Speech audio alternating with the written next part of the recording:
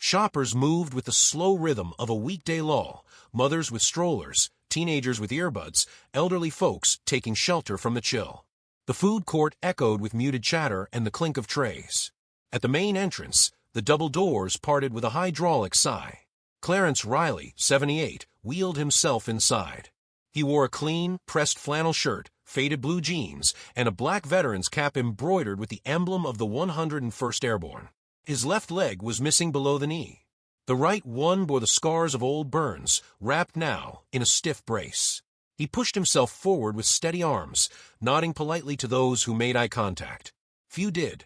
Clarence wasn't here to buy anything. The mall was where he got warm. The VA van wouldn't arrive for another 2 hours, and the wind outside cut through his Army-issued jacket like razors. So he made his usual slow loop, past the bookstore, the movie theater, the soft pretzel stand, then found a seat outside the department store to wait. A security guard spotted him from a distance. Rody Kinsey was young, maybe 26. Too young to understand what Clarence's patch meant. He wore his badge like armor, chest puffed out, belt stocked with gadgets he barely knew how to use. His eyes were sharp with the kind of power that needed constant reminders it existed. Rody walked over. "Hey," he said flatly. "You can't loiter here." Clarence blinked up at him. "Just resting my leg." "Mall's not a shelter, man. You need to keep moving." Clarence adjusted his cap. "I'm waiting for the VA van." Rody snorted. "Then wait outside. We're not a government building." Clarence didn't move. Rody stepped closer. "I said." Then he shoved the wheelchair. Not hard. Not across the floor. Just a sharp, petty nudge. Enough to twist Clarence's chair sideways. Enough to rattle the dignity out of the moment. A few heads turned. No one said a word. An old man in a wheelchair, a security guard in uniform. It wasn't clear who was wrong, so no one wanted to pick a side. The crowd resumed its shuffle. Clarence straightened his chair with calm hands. He said nothing. He only looked up at Rody for a long, long second. Then he reached into the small pouch on the side of his chair, pulled out a folded piece of paper, held it out. Rody frowned. "What's this?" Clarence didn't answer. He just waited. Rody took the paper, opened it. It was a single sentence, typed in a clean serif font. It read, "If anything ever happens to me in town, call this man." Underneath was a name, John Dutton, and a number. Rody squinted at it. Who the hell is John Dutton? Clarence simply tipped his head. Rody crumpled the paper and let it fall to the floor. "Get out of here before I call the cops." Clarence didn't flinch. He just turned his chair slowly, wheeled himself back toward the exit, and disappeared into the pale light outside. 35 minutes later, a dust-colored Ram 3500 with Montana plates growled into the mall parking lot. It parked not in a space, but at the curb. 2 boots stepped out, worn leather, spurs faintly jingling. John Dutton adjusted his hat against the wind and walked inside. The sliding doors parted like stage curtains as John Dutton stepped into the mall. A cold gust followed him in, pulling heads instinctively toward the entrance. Something about his presence made people straighten their backs, if only for a moment. It wasn't just the hat, though that wide-brimmed, weather-worn crown told a story. It was the weight he carried without speaking. The kind of gravity that didn't come from authority, but from earned silence. He didn't look around, didn't scan the crowd or ask for directions. He knew exactly where he was going. He walked past the perfume counter, past the glint of Christmas ornaments in storefronts, past the perfume salesgirl who opened her mouth and then closed it again. His boots clacked against the tile, deliberate and steady. Each step like punctuation in a sentence the mall had forgotten how to read. A janitor paused mid-sweep. An old woman clutching a pretzel stared, her mouth frozen in a small O. A boy playing on his phone looked up and didn't look back down. John Dutton passed them all. Clarence wasn't in sight, but Dutton didn't need him to be. He'd been summoned not by fear, but by a principle. You don't shove a man like Clarence. You don't push on something that has carried more weight than you ever will. Near the department store, Rody was still patrolling. His pace had picked up since the incident. The adrenaline hadn't worn off, but the doubt had crept in. He kept one hand near his radio, the other on his belt, trying to feel in control. He didn't see Dutton at first, not until the boots were almost in front of him. Then he blinked, looked up, and stepped back half a foot. "Sir? Can I help you?" John said nothing. He reached into his coat, pulled out a wallet, and opened it. There was no badge inside, no ID, just a folded copy of the same note Clarence had shown. Rody stared at it. Dutton spoke. "You shoved Clarence, Riley." Rody laughed nervously. "That old guy. Look, he was loitering." "You shoved a man who has 1 leg and 3 bronze stars." Roddy's mouth closed. The words seemed to hang in the air like fog. "I could tell you who Clarence is," Dutton continued, voice low. "But that wouldn't teach you anything. You already had the chance to ask. You didn't. I didn't mean anything by it. You never do." Rody bristled. "You can't just come in here and—" "I can. And I did." Dutton turned, not away, but toward the central plaza of Mall, toward a gathering storm he hadn't called, but knew would come. Because what Rody hadn't noticed, what no one had yet understood, was that John Dutton didn't drive 600 miles for a lecture. He came because people follow him. And some of them were already arriving. In the parking lot, 2 more trucks had parked beside his. Out stepped men, older, rough-edged, some with canes, others with backs too straight to bend. They weren't soldiers anymore, not officially. But they had served beside Clarence, or men like him. And they had gotten the same message. Rody watched them filter in one by one, not saying a word, not making a scene, just taking positions. By the time Dutton sat down on the bench where Clarence had been, the food court was almost silent. The mall manager appeared, flanked by another guard. He wore a clip-on tie and a look of pure panic. "Sir, I'm not sure what this is, but you can't." Dutton handed him the same note. The manager scanned it, gulped. "We're going to fix this," he said. Dutton nodded once, then looked toward the doors. Clarence was rolling back in. Clarence Riley re-entered the mall with a quiet resolve, rolling forward against the wind that still whispered behind him.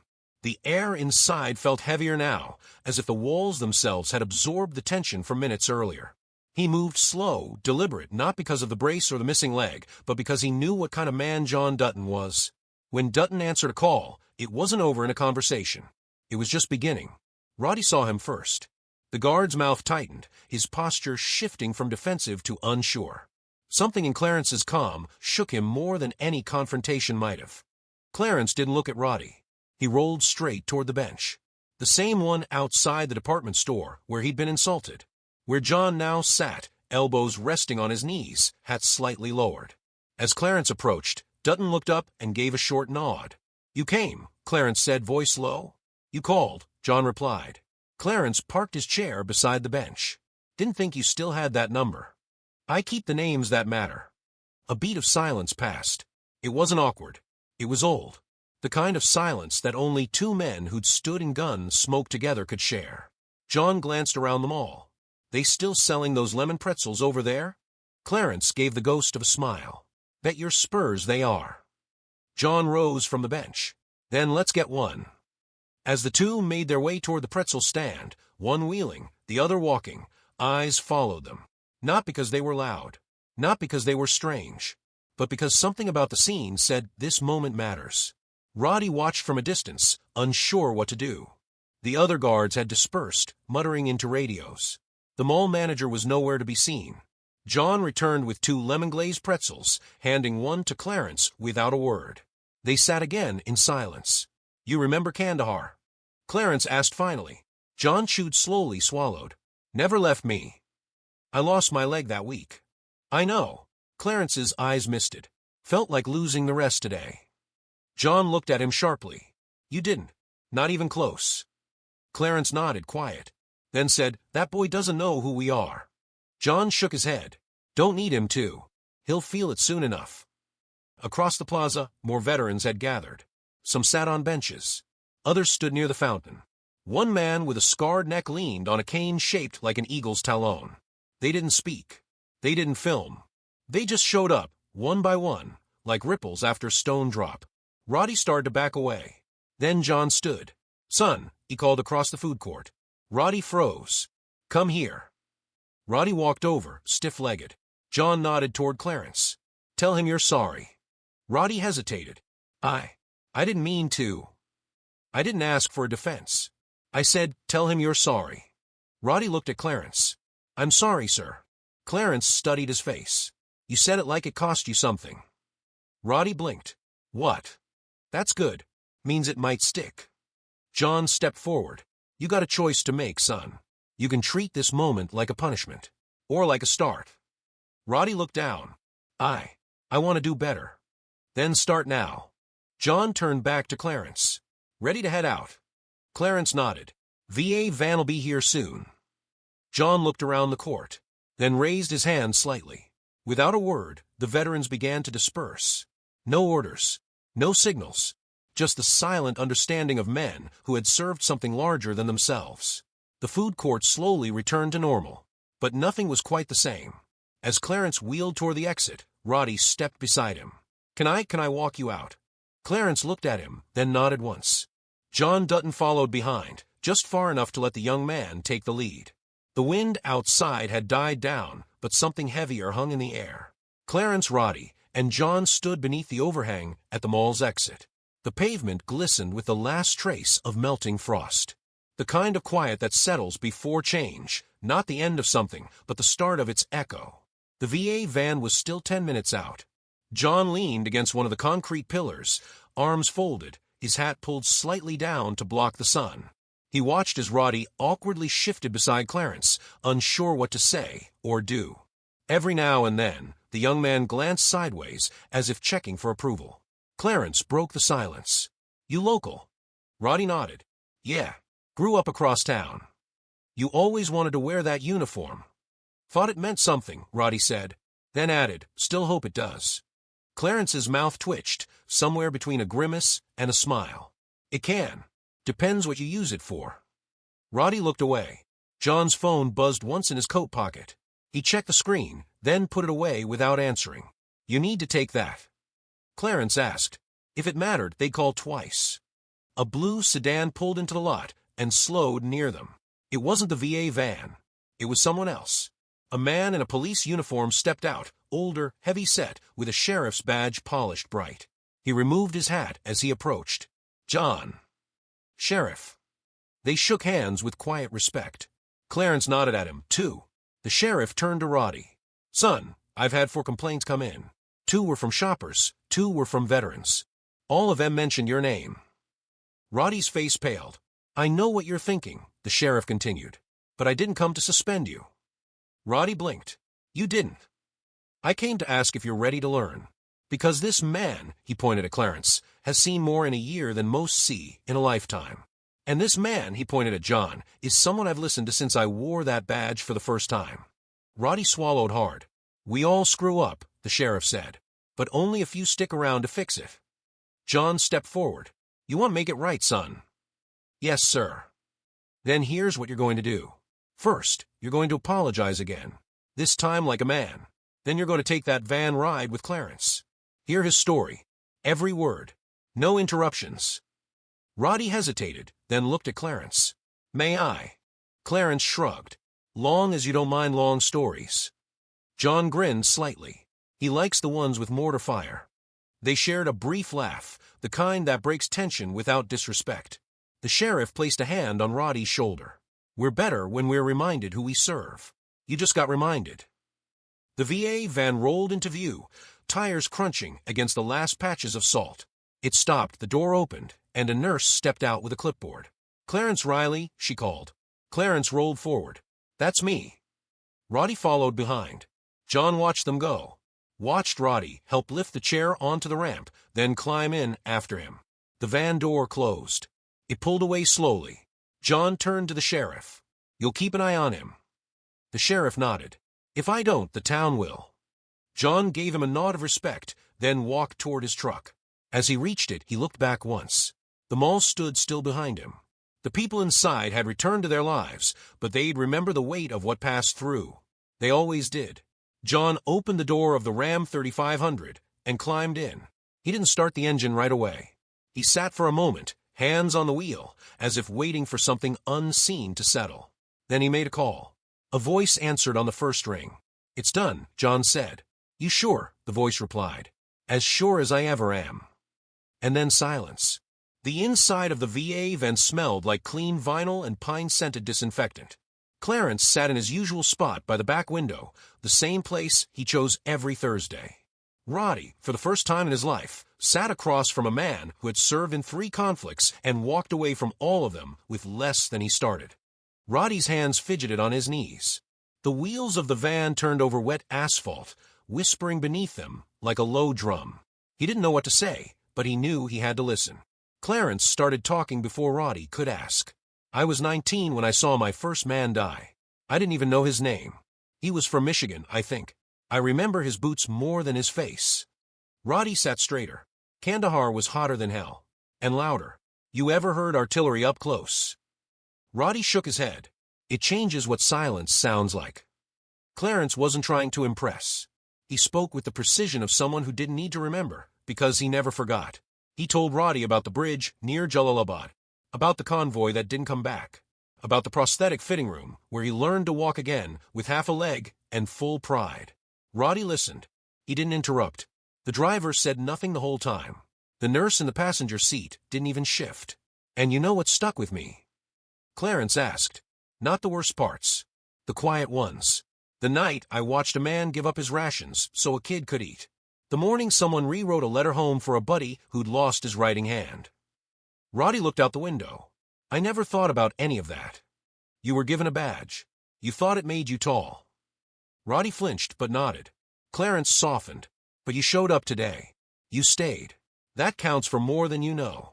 The van turned down a quiet street lined with leafless trees. Snow clung to the curbs like an afterthought. You still want to wear that uniform? Clarence asked. I do, Rody said. But I want to earn it this time. Clarence nodded slowly.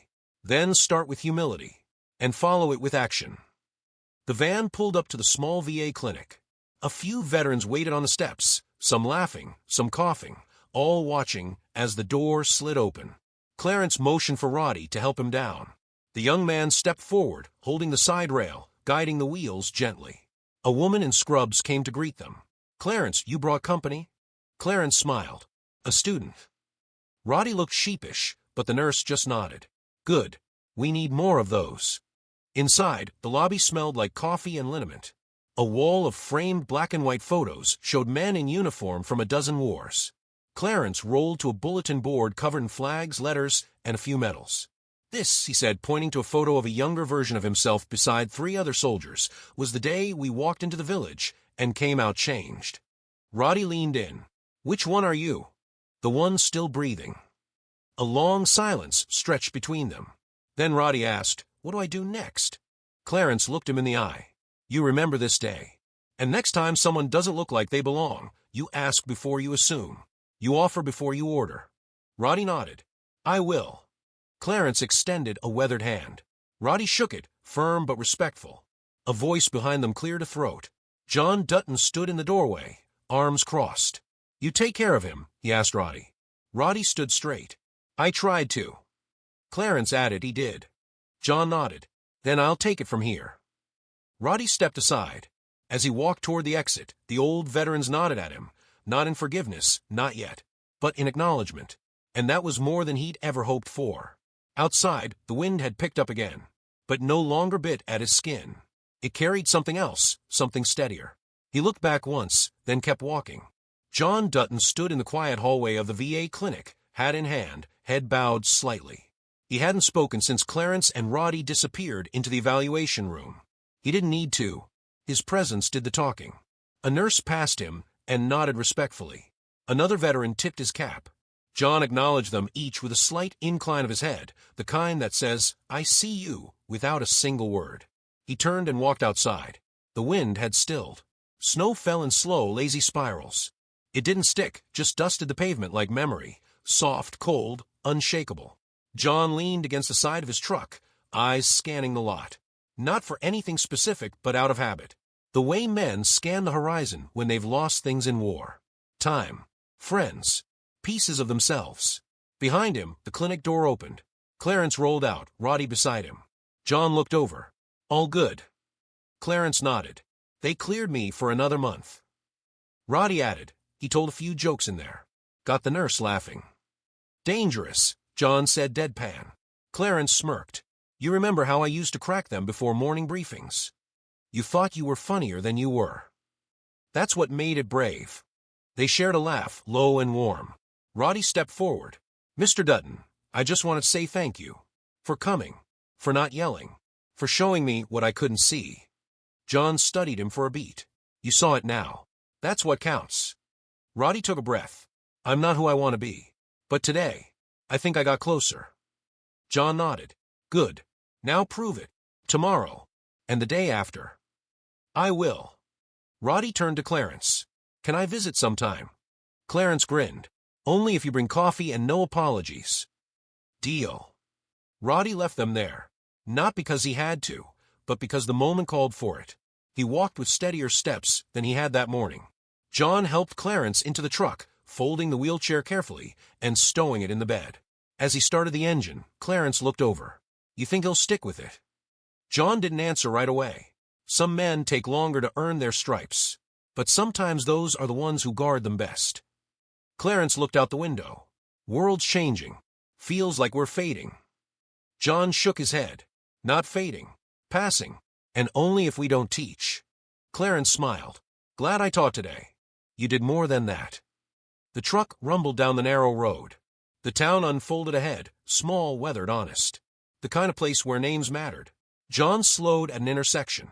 A group of teens stood by the crosswalk, one of them in a school ROTC jacket. The boy recognized the truck, nudged his friend. They watched it pass with quiet awe. Clarence saw it too. Still makes a difference, huh? John didn't look away from the road. Always has. Always will. They drove on in silence, not because they had nothing left to say, but because they'd already said everything that mattered. As they turned toward the highway, snow began to fall heavier, blanketing the world in stillness. Somewhere behind them, the mall carried on. The clinic continued its work. And a young man named Rody Kinsey sat down that night and opened a blank notebook. On the first page, he wrote a name, John Dutton, and underneath it one line. Don't wear the uniform until you've earned the weight of the name. If this story moved you, leave a like and subscribe to the channel. Every click helps keep stories of honor, respect, and justice alive, like the one you just witnessed with John Dutton and Clarence. Share it with someone who still believes character matters. Thank you for watching.